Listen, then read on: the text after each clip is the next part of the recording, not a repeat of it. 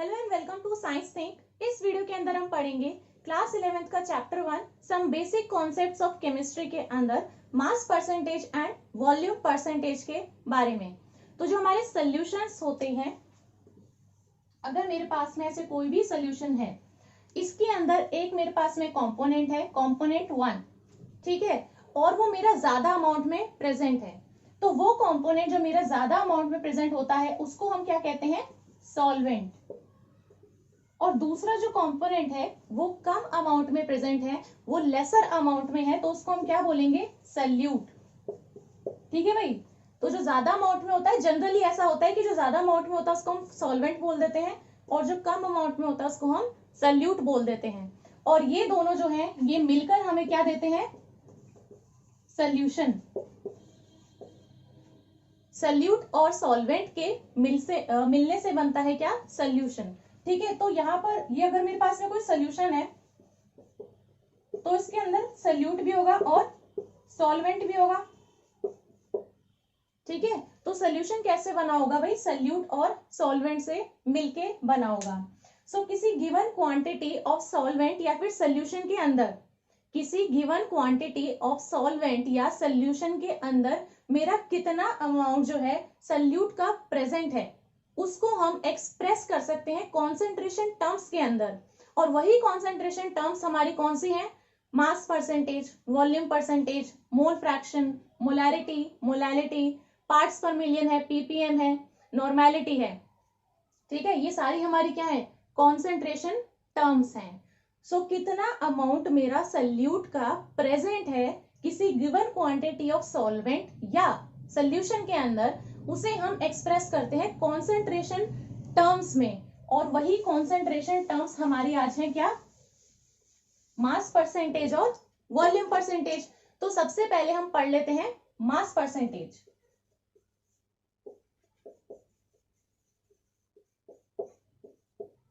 तो मैंने यहां पर इस तरीके से लिख दिया है, इसका मतलब है मास परसेंटेज। ठीक है। तो सबसे पहले मास परसेंटेज क्या होता है? बेसिकली आपको इनका फॉर्मूला पता होना चाहिए। ठीक है। उससे आप जो है न्यूमेरिकल्स को सॉल्व कर सकते हो। तो मास परसेंटेज क्या होता है? Mass percentage is the mass of the component पर 100 ग्राम ऑफ द सोल्यूशन। देखो कैसे, मानो कि कोई सोल्यूशन है मेरे पास में, ठीक है, इसके अंदर कंपोनेंट ए है और कंपोनेंट बी है। ठीक है। दो कंपोनेंट है, उनसे ये सोल्यूशन बना हुआ है। अच्छा, अब जो कंपोनेंट ए है उसका मास कितना है इसके अंदर? उसका मास हम बोल रहे हैं डब्ल्यू ए है। और कंपोनेंट बी का मास कितना है भाई?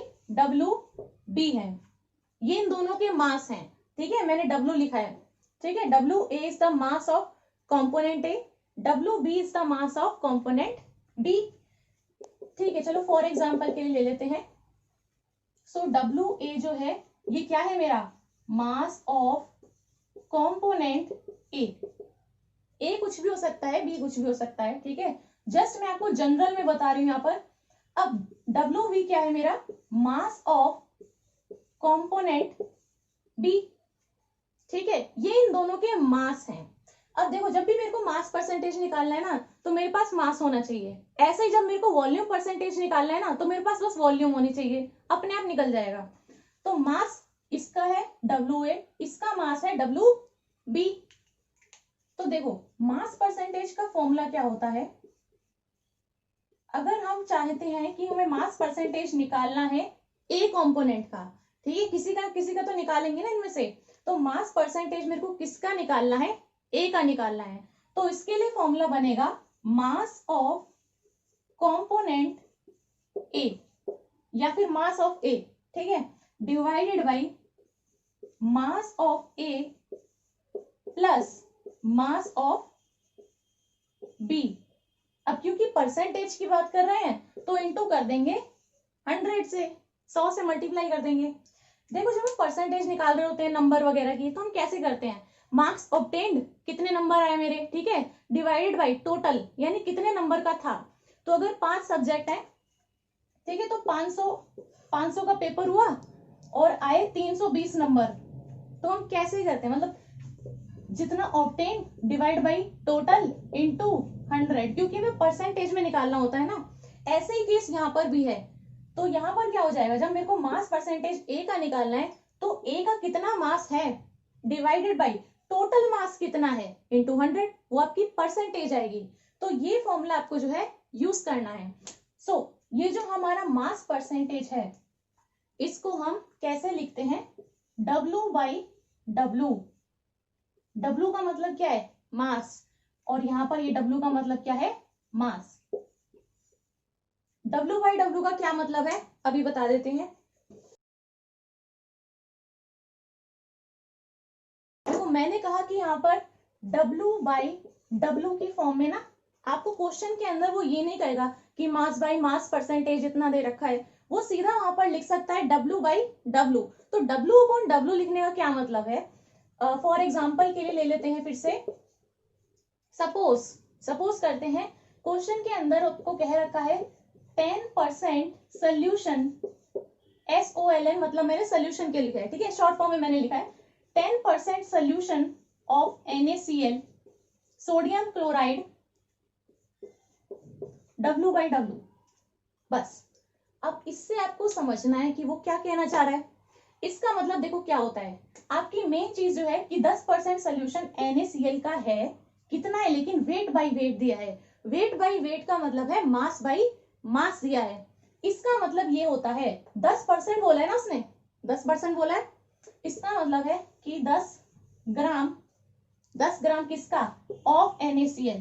तो 10 ग्राम NaCl यानी कि सोडियम क्लोराइड प्रेजेंट है, प्रेजेंट इन। अब कितने ग्राम का मेरा टोटल होगा, सोल्यूशन कितना होगा टोटल 100 ग्राम, ठीक है। सो इसका मतलब है कि 10 ग्राम तो उसमें से देखो NaCl का हो गया, बचा कितना 90। तो 90 ग्राम क्या होगा, सॉल्वेंट, या फिर वो बोल सकता है वाटर, ठीक है। हम जनरली बात कर लेते हैं सॉल्वेंट होगा, सॉल्वेंट पानी भी हो सकता है यहाँ पर, ठीक है। तो इसका मतलब ये होता है कि वेट मतलब 10 ग्राम और ये वाला वेट मतलब 90 ग्राम, ठीक है, ये होता है वेट का मतलब। तो यहाँ पर वेट बाई वेट का मतलब है कि 10 ग्राम NaCl 90 ग्राम के पानी में। या फिर एक तरीके से और भी लिखा जा सकता है इसी स्टेटमेंट को, देखो कैसे लिख सकते हैं, इसको हटा दो।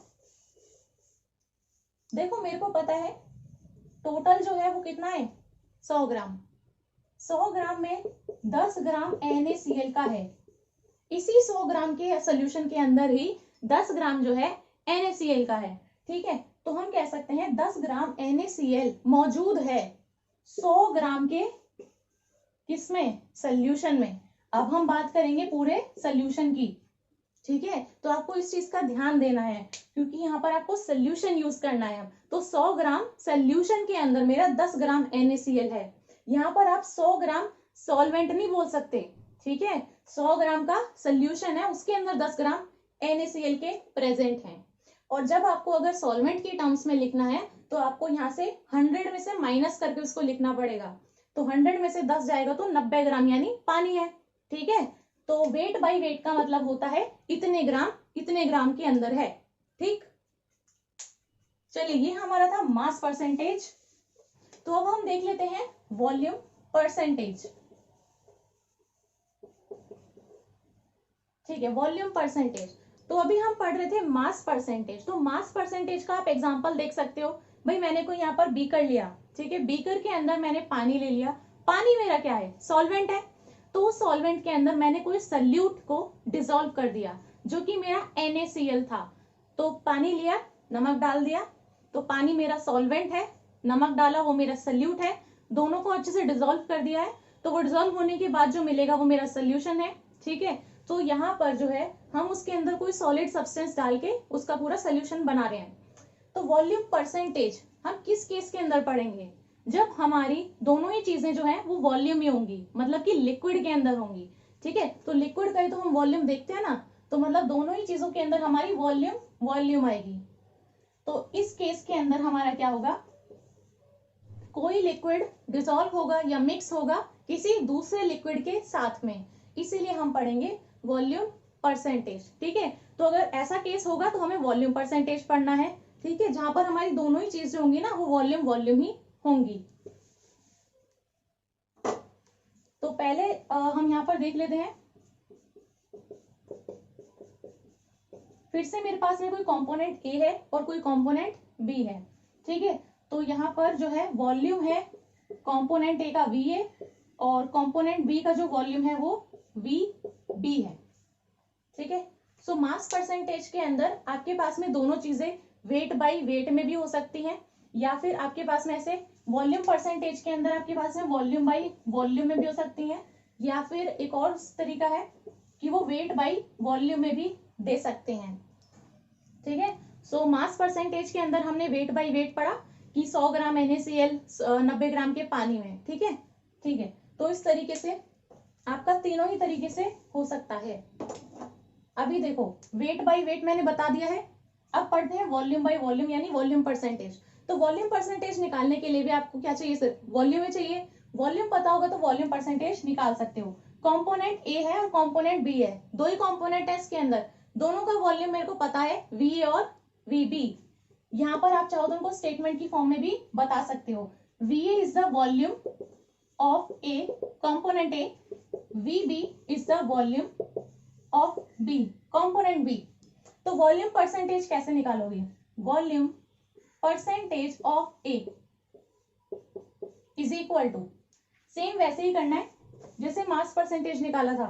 यहां पर हमें कर देना है volume of component A divided by volume of component A plus volume of component B into 100, ठीक है। ऐसे ही तो निकालते हैं ना परसेंटेज। कैसे निकालते हैं, अगर मेरे को ए का वॉल्यूम परसेंटेज निकालना है तो ए की जितनी वॉल्यूम है डिवाइडेड बाय टोटल यानी ए प्लस बी दोनों का वॉल्यूम इनटू 100 कर देंगे तो परसेंटेज में आ जाएगा, ठीक है। ये चीज मैंने बताई दी, इसको कैसे एक्सप्रेस करते हैं, वी बाई वी। ये तो मैंने स्टार्टिंग में बताया ना, दोनों चीज हमारी वॉल्यूम में ही होंगी तो वी बाई वी में ही लिखा जाएगा, ठीक है। तो ये वी बाई वी के लिए है वॉल्यूम बाई वॉल्यूम। इसके अलावा जो है इसे भी यूज कर लेते हैं। W बाई W हमारा हो गया मास परसेंटेज में, V बाई V हो गया हमारा वॉल्यूम परसेंटेज में, और इसके अलावा आपके पास में ऐसे भी हो सकता है क्वेश्चन के अंदर कि W बाई V दे रखा हो, ठीक है। तो अगर आपको है क्वेश्चन के अंदर दिया हुआ 10% सोल्यूशन ऑफ NaCl, जब मैंने फर्स्ट पार्ट पढ़ाया था मास परसेंटेज का तो मैंने यही एग्जांपल लिया था, लेकिन वहां पर क्या दिया हुआ था W बाई W, लेकिन अब क्या दे देते हैं W बाई V। अब बताओ इसका जो मीनिंग है वो क्या है, ठीक है। इसका मीनिंग क्या हो जाता है कि मास है ऊपर और नीचे क्या है टोटल वॉल्यूम है, तो मतलब इतना मास जो है वो इतने वॉल्यूम के अंदर मिक्स है, डिसॉल्व है, ठीक।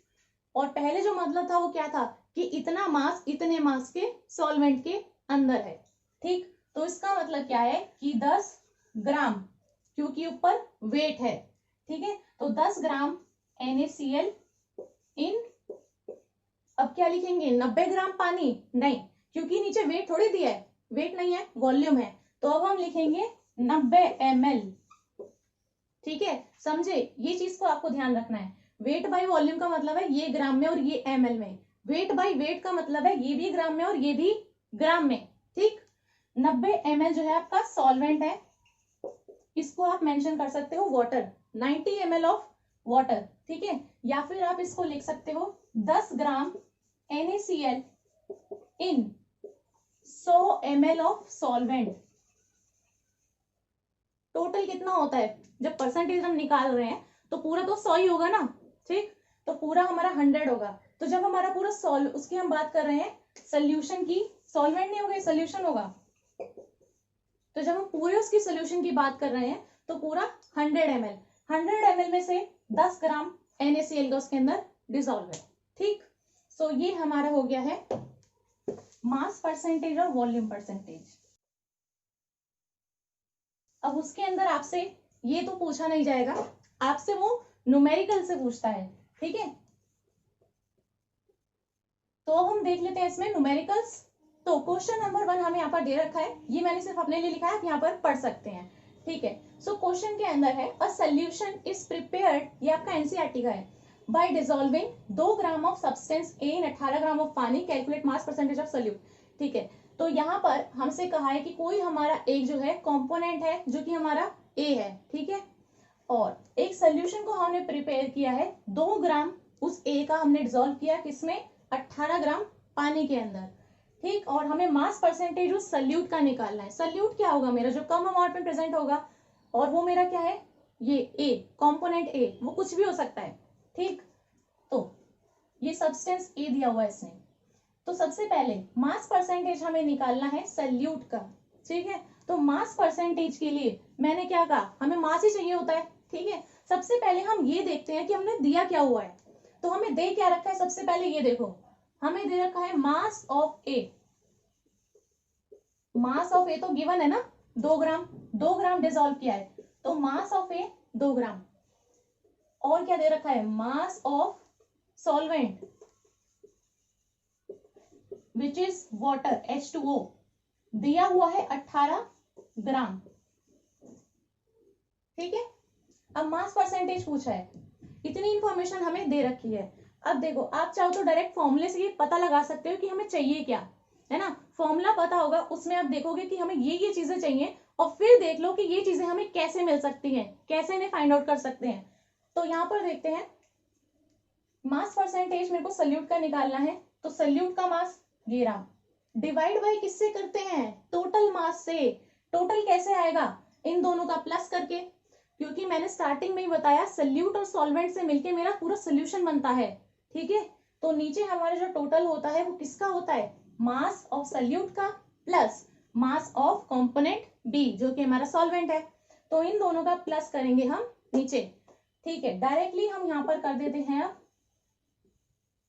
Mass of solution. Mass of solution कैसे आएगा, मास of A plus mass of H2O,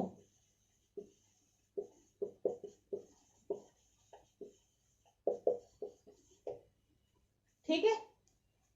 ये हो जाएगा हमारा 2 ग्राम, ए का मास 2 ग्राम प्लस वाटर कितना दिया है, 18 ग्राम, कितना हो जाएगा भाई, 20 ग्राम। 20 ग्राम चाहिए हमें, 18 ग्राम चाहिए और 2 ग्राम चाहिए, बस। अब कैलकुलेट कर देते हैं। मास परसेंटेज का फॉर्मूला लिखो सबसे पहले, mass percentage of solute, solute क्या है, ए, इज इक्वल टू, यहां पर मैं आपको डायरेक्टली लिख के दिखा रही हूं, ठीक है। क्या हो जाएगा formula, mass of A, mass of A कितना है 2 डिवाइडेड बाई टोटल। टोटल मैं इसलिए बोल रही हूँ क्योंकि ये दोनों का ही कॉम्बिनेशन है ना, मास of A plus mass of H2O। चाहो तो आप यहाँ पर लिख सकते हो 2 + 18, बात तो वही है, ठीक है। तो यहाँ पर हम जो है टोटल लिखेंगे अब 2/20 इंटू क्या हो जाएगा भाई 100, यही होता है ना फॉर्मूला, ठीक है। तो ये हो गया हमारा मास of A divide by total into 100। तो इसको काट दो, यहाँ पे 10 आया, इसको काट दो, कितना आ गया 10%। 10% आपका आंसर है, बस आपको ऐसे ही कैलकुलेट करना है। तो मास परसेंटेज निकालने के लिए आपको मास पता होना चाहिए, दोनों का ही मास दे रखा था, ठीक। सल्यूट का मास परसेंटेज निकालना था, तो सल्यूट का मास ऊपर रखा, डिवाइड कर दिया टोटल से, इनटू 100 करके सॉल्व कर दो, बस। ये आपका क्वेश्चन नंबर 1 था।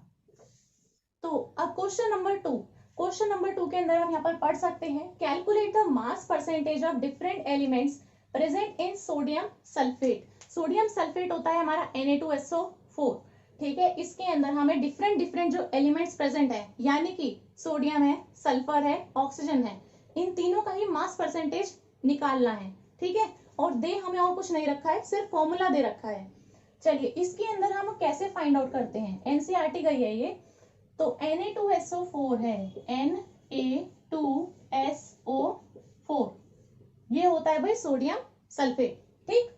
अब देखो मास परसेंटेज निकालने के लिए मेरे को सबका मास चाहिए, तो मास हम निकालेंगे सोडियम का, मास निकालेंगे सल्फर का, और मास निकालेंगे ऑक्सीजन का, क्योंकि उसने सबका ही पूछा है ना मास परसेंटेज, तो सबके लिए ही हम निकालेंगे। तो सबसे पहले हम निकालते हैं मास, मास परसेंटेज निकालने के लिए मास चाहिए, तो मास निकाल लेंगे किसका, सबसे पहले सोडियम का ही निकाल लेते हैं। तो मास ऑफ सोडियम, सोडियम मैं पूरा नहीं लिख रही हूँ, यहाँ पर N नहीं लिख रही हूँ, जैसा उसने दिया है वैसा ही, ठीक है। मास ऑफ सोडियम कितना हो जाएगा, तो एटॉमिक मास की मैंने जो है ट्रिक डाल रखी है, अगर आपने वो वीडियो नहीं देखी है तो ऊपर आई बटन पे क्लिक करके आप उस वीडियो को भी देख सकते हैं, ठीक है। तो यहाँ पर अब है डायरेक्टली बता रही हूँ। तो यहाँ पर क्या होगा, मास कितना हो जाएगा, एटॉमिक मास होता है सोडियम का 23, क्योंकि ऑड नंबर है ना, तो इसका होता है 23, लेकिन वो तो एक सोडियम का होता है। यहाँ पर कितने हैं, 2 सोडियम है, तो इसको हम मल्टीप्लाई कर देंगे कितने से, 2 से।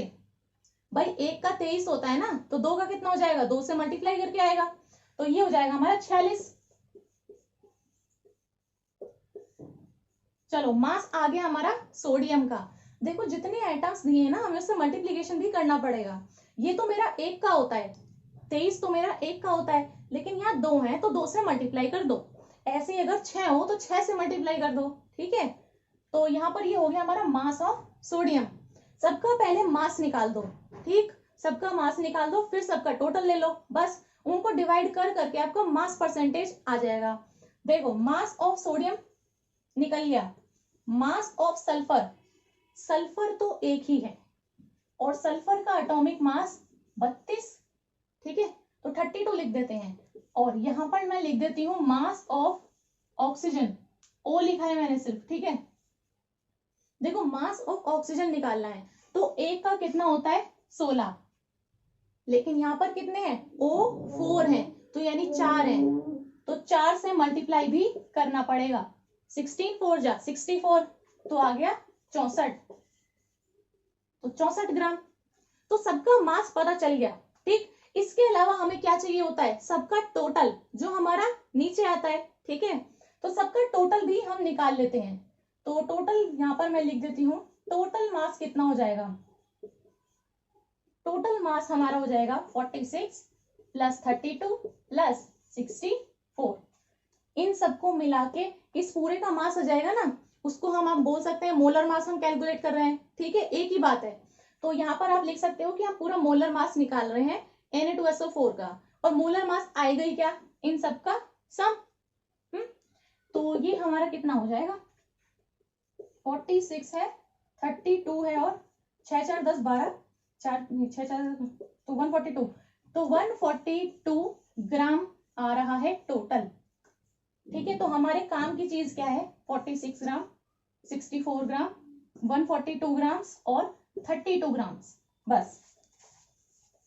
बस हमें इतना ही जो है डाटा चाहिए था। अब सीधा मास परसेंटेज कैलकुलेट कर सकते हो। तो मास परसेंटेज आप निकाल सकते हो, यहाँ पर ये हो जाएगा मास परसेंटेज ऑफ किसका, सोडियम का। मास परसेंटेज ऑफ सोडियम क्या हो जाएगा, mass of sodium divide by total into 100, ठीक है। टोटल कितना है 142, अभी कैलकुलेट किया है मैंने। सोडियम के लिए निकालते हैं मास परसेंटेज, सोडियम का मास 46 डिवाइड बाई टोटल कितना है 142, इंटू कर दो 100 से, ठीक है, इंटू कर देंगे 100 से, जो आएगा उसको परसेंटेज में लिख देना, वो आपका आंसर है। कैलकुलेट देख लेना भाई करके। यहां पर अब कैलकुलेट करते हैं मास परसेंटेज ऑफ किसका कैलकुलेट करना है, सल्फर का। कितना हो जाएगा, mass of sulphur 32 divide by total कितना है 142 इंटू 100, जो आएगा कैलकुलेट करके परसेंटेज में लिख देना, वही आपका आंसर है, मास परसेंटेज ऑफ सल्फर। अब देखो मास परसेंटेज ऑफ ऑक्सीजन कितना हो जाएगा, मास ऑफ ऑक्सीजन कितना है 64 ग्राम, 64 है, और डिवाइड बाई है 142 से इंटू 100, कैलकुलेट करके जो आएगा वो आपका परसेंटेज में आंसर हो जाएगा, मास परसेंटेज ऑफ ऑक्सीजन के लिए, ठीक है। सो मास परसेंटेज कैलकुलेट करने के लिए आपको सबका मास निकाल देना है, ठीक है। पिछले क्वेश्चन में दिया हुआ था, इस वाले में नहीं दिया हुआ था, तो मैंने दोनों में बता दिया किस तरीके से करना है, ठीक है। उसमें तो दे रखा था, वो तो सीधा सीधा था, ठीक है। इसके अंदर नहीं दे रखा था, तो यहाँ से आपको जो है इनका एटॉमिक मास पता होना चाहिए। एटॉमिक मास में आप इनको एटम्स को मल्टीप्लाई करके आप मास निकाल सकते हो, ठीक है। और नीचे यहाँ पर जो है हमारा सबका सम होता है, तो सम मैंने बार बार ना लिख के ना फॉर्मूले के अंदर, मैंने यहाँ पे एक बार टोटल कर लिया, एक बार मैंने देख लिया कि 142 आ रहा है टोटल, तो हर जगह पे नीचे 142 रख दिया, ठीक है। मल्टीप्लीकेशन कर देंगे 100 से, क्योंकि परसेंटेज कैलकुलेट कर रहे हैं, ये आपका क्वेश्चन नंबर 2 है। तो क्वेश्चन नंबर 3 के अंदर देखिए उसने कहा है मास परसेंटेज निकालना है कैल्शियम, फॉस्फोरस और ऑक्सीजन का कैल्शियम फॉस्फेट के अंदर। कैल्शियम फॉस्फेट जो है ना ये आपको दिया हुआ है क्वेश्चन के अंदर ही, Ca3PO4 होल ट्वाइस, ये आपका फॉर्मूला दिया हुआ है। ठीक है, सेम जैसे पहले कैलकुलेट किया था बिल्कुल वैसे ही करना है। ठीक है, चलिए फटाफट से इसको हम सॉल्व कर देते हैं। मास परसेंटेज कैलकुलेट करना है तो सबका मास चाहिए, मास निकाल दो सभी एटम्स का, जितने भी टाइप के आपके पास में एलिमेंट है ना, तो मास निकालेंगे। सबसे पहले हमारे पास है कैल्शियम। ठीक, कैल्शियम का मास हमारे पास में कितना आएगा, एक का होता है एटॉमिक मास जो होता है कैल्शियम का वो 40 होता है। ठीक, तो यहाँ पर कितने दिए हैं 3 कैल्शियम, तो Ca3 लिखा है ना, तो 3 है तो उसको हम कर देंगे 3 से मल्टीप्लाई। ठीक, तो ये हमारा कितना हो जाएगा 120 ग्राम, तो ये 120 ग्राम आया हमारा कैल्शियम के लिए। नेक्स्ट हमारा एटम है फॉस्फोरस, तो मास निकालेंगे हम, mass of phosphorus P is phosphorus, तो एक का कितना हो जाता है यहाँ पर, एक का हो जाएगा हमारा 31। ठीक है, और यहाँ पर कितने फॉस्फोरस हैं, होल ट्वाइस 2 लिखा है, इसका मतलब 2 फॉस्फोरस हैं, तो यहाँ पर हम मल्टीप्लीकेशन कर देंगे 2 से, तो ये कितना हो जाएगा हमारा 62 ग्राम्स। इसके बाद में हम निकालेंगे मास ऑफ कितना, ऑक्सीजन का। ऑक्सीजन का कितना हो जाएगा, एक का होता है भाई 16, यहाँ पर कितने हैं 4 2 8 ऑक्सीजन, तो इसको हम कर देंगे 8 से मल्टीप्लाई। ठीक है, तो 16 8 जाइज 128, तो 128 ग्राम। ये आपके आ गए मास, मास आ गया कैल्शियम का भी, फॉस्फोरस का भी, ऑक्सीजन का भी। अब इनका टोटल ले लेते हैं क्योंकि वो हमें नीचे रखना होता है। ठीक है, सो इन सबका हम कर लेते हैं टोटल, तो 120 है, 128 है और 62 है, तो यहाँ पर हो गया ये 10 6 4 10, तो ये हो गया मेरा 310 ग्राम। ये मैंने क्या लिखा है, इन सबका टोटल। ठीक है, टोटल मेरा हो गया है 310 ग्राम, इन तीनों के मास ये हैं, तो मास परसेंटेज निकल जाएगी। अब तो मास परसेंटेज निकाल देते हैं, यहां पर लिखते हैं मास परसेंटेज किसका, कैल्शियम का। कैल्शियम का मास 120 divided by total 310 into 100, solve कर लेना, परसेंटेज में वही आंसर है। ठीक है, मास परसेंटेज निकाल देते हैं ऑफ फॉस्फोरस, फॉस्फोरस का mass divide by total 310 into 100, calculate कर लेना, परसेंटेज में वही आपका आंसर है। इसी तरीके से कर दो किसका, ऑक्सीजन का। ऑक्सीजन के लिए कितना हो जाएगा mass percentage, mass 128 gram divided by total 310 into 100, बस इसको सॉल्व कर लेना, वही आपका परसेंटेज में आंसर हो जाएगा। बिल्कुल सेम है ना पिछले वाले जैसा। ठीक है, तो इसलिए मैंने इसको फास्ट करा दिया है। तो ये हमारा है क्वेश्चन नंबर 3। तो जो क्वेश्चन आपके सामने लिखा हुआ आ रहा है इसके अंदर आप पढ़ सकते हैं calculate the mass percentage of benzene. Benzene होता है C6H6। ठीक है, तो फॉर्मूले से हमें मतलब है यहाँ पर। ठीक है, और किसी चीज से मतलब नहीं है। तो बेंजीन उसने दे दिया C6H6 है, और कार्बन टेट्राक्लोराइड जो कि हमारा CCl4 है। इफ 22 ग्राम ऑफ बेंजीन यानी कि C6H6 डिजोल्व है 122 ग्राम कार्बन टेट्राक्लोराइड में, तो 22 ग्राम दे दिया बेंजीन का, 122 ग्राम दे दिया CCl4 का, तो बस फिर हो गया क्वेश्चन। तो यहाँ पर सीधा मास परसेंटेज किसका निकालना है, हमें दोनों को ही निकालना है। तो मास निकाल दो दोनों का, मास ऑफ C6H6 दिया हुआ है 22 ग्राम। ठीक है, 22 ग्राम दे रखा है। Same mass of CCl4 carbon tetrachloride is CCl4, इसका मास दिया हुआ है 122 ग्राम। 22 ग्राम बेंजीन डिसॉल्व है 122 ग्राम के CCl4 में। ठीक है, दोनों का मास मिल गया। अब क्या चाहिए, टोटल। टोटल निकाल दो दोनों का। टोटल मास जो है वो हमारा नीचे जाएगा ना डिनोमिनेटर में, mass of C6H6 plus mass of CCl4, तो उसे डायरेक्टली हम ऐसे लिख सकते हैं टोटल मास करके। तो 122 प्लस 22 इज 144 ग्राम्स। अब निकाल देते हैं सीधा मास परसेंटेज। मास परसेंटेज पहले निकाल दो C6H6 का, जिसका मास परसेंटेज निकाल रहे हैं उसी का मास यहाँ पर लिख दो। 22 ग्राम दिया है डिवाइड बाई टोटल कितना है 144, इनटू कर दोगे 100 से, वही आपका परसेंटेज में आंसर आ जाएगा। सेम ऐसे ही निकाल देते हैं CCl4 का। CCl4 का mass divide by total into 100, ये आपका आंसर आ जाएगा परसेंटेज में। ठीक है, तो आप देख सकते हो मैंने किस तरीके से सॉल्व किए हैं। इनको आप डिवाइड मल्टीप्लाई कर लेना खुद से। ठीक है, तो आपको यहाँ पर जो है मास परसेंटेज कैलकुलेट करते हुए आपको मास ही पता होना चाहिए। अगर आपको ऐसे दे रखा है तो आप डायरेक्टली लिख सकते हो, और अगर आपको फॉर्मूला दे रखा है तब भी मैंने आपको बता दिया कि आपको कैसे कैलकुलेट करना है। जितने नंबर ऑफ एटम्स हैं उनसे मल्टीप्लाई करना है उसके एटॉमिक मास को। ठीक है, तो वो आपका मास आ जाएगा। मास से आप टोटल मास कैलकुलेट कर सकते हो। ठीक है, उस पूरे कंपोनेंट का जो होगा टोटल मास जो हो जाएगा वो आपका डिनोमिनेटर में चले जाएगा। ठीक है, और आप इसको डायरेक्टली ऐसे ना लिख के आप जो है पूरी स्टेटमेंट की फॉर्म में भी लिख सकते हो। जैसे मैंने डायरेक्टली यहाँ पर जो है नंबर्स को पुट कर दिया है, ठीक है, वैल्यू उठा के रख दिए, तो आप जो है पूरा इसको खोल के लिख सकते हो। मास percentage of C6H6 which is benzene is equal to mass of benzene divided by mass of benzene C6H6 plus mass of CCl4। देख रहे हो इसमें कितना टाइम वेस्ट हो रहा है। तो यहाँ पर जो है, यहाँ पर मैं आपको सिखा रही हूँ किस तरीके से करना है। तो आप जो है इसको पूरा खोल के भी लिख सकते हो इन पूरी स्टेटमेंट में, mass of benzene divide by mass of C6H6 plus CCl4। ठीक है, इस तरीके से आप लिख सकते हो, फिर आप ये चीज लिख सकते हो। ठीक है, यहाँ पर मैंने आपको सॉल्व करके दिखा दिया कि किस तरीके से आपको सॉल्व करने होते हैं क्वेश्चंस।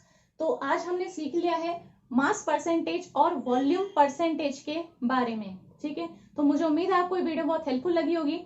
अगर ये वीडियो आपको अच्छी लगी हो तो वीडियो को लाइक कर दें, अपने फ्रेंड्स के साथ में इस वीडियो को शेयर कर दें, और मेरे चैनल को सब्सक्राइब करना ना भूलें। Thank you.